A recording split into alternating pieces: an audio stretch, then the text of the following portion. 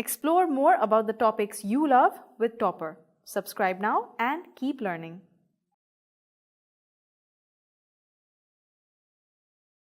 Well, in today's class, we are going to learn about gerunds, or is it gerunds?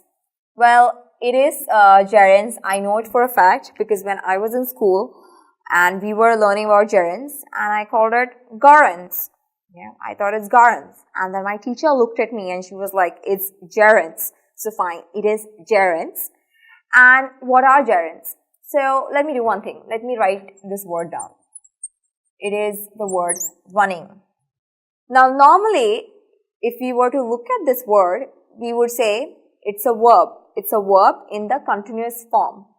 But what if I tell you that this may be a verb, but it is also a gerund?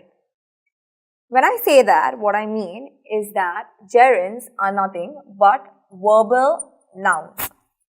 So, gerunds have a structure of a verb, but they actually play the role of a noun. But they have the structure is of a verb. So, just keep these things in mind. Gerunds are nothing but verbal nouns, or they are also known as verbal nouns. They have a structure, they look like verbs, but they actually perform the role of a noun, and those are gerunds for you. Gerunds can play a variety of roles. Let's find out what all a gerund can do, or a gerund can be. A gerund can be a subject of a sentence. Let's look at this sentence. Running is good for health, which is true. Running is really good for our health. We must all run. But anyway, let's get back to the topic here. Running is good for health. Here our gerund is the word running, which is the subject of a sentence. Is a verb and good for health is our object. So in this particular sentence, our gerund running is the subject of the sentence. Well, a gerund can also be an object of a sentence. Let's take a look at the sentence. I like reading.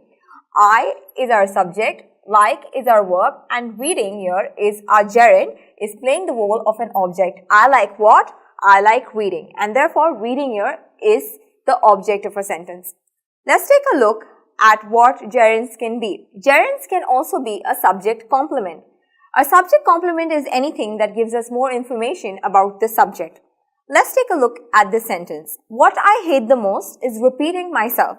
So here, this what I hate the most is our subject, is our verb. Now you all would say if what I hate the most is the subject and is our verb, then repeating is the object, right? No, repeating in this case is not our object because it is not receiving it's not receiving the action, and therefore that makes it not the object. So what is it then? It is simply giving us more information about the subject, that is, what do I hate the most? That is repeating myself. So here our gerund repeating becomes the subject complement of the sentence. Well, a gerund can also be an object complement.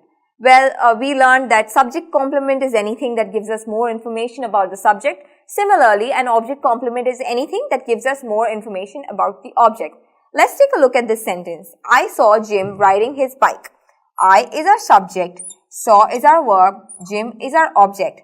So, riding his bicycle, what is it? So, I saw Jim. What was Jim doing? What was our object doing? Our object or Jim was riding the bike. That makes it our object complement, since it is giving us more information about the object Jim. Well, gerunds can also play a role of a preposition complement. Well, a preposition is any word that connects a part of a sentence to the other part. So, the example or examples of prepositions would be words like in, on, or at. So, let's take a look at this sentence. I'm interested in improving myself. So, I'm becomes our subject, interested is our verb, in here is our preposition, and our gerund here is the word improving. And our gerund is giving us more information about the preposition in, and therefore it is the complement of the preposition. So, we've seen that a gerund is nothing but a verbal noun, a word that actually looks like the continuous form of a verb, like for example, running, but it actually plays the role of a noun. So, a gerund can be a subject, an object, a subject complement, an object complement, and a preposition complement of a sentence. So it plays a variety of roles. I hope you all have understood this lesson on gerunds. Now let's move on to our next lesson, which is on participles. Explore more about the topics you love with Toppr. Subscribe now and keep learning.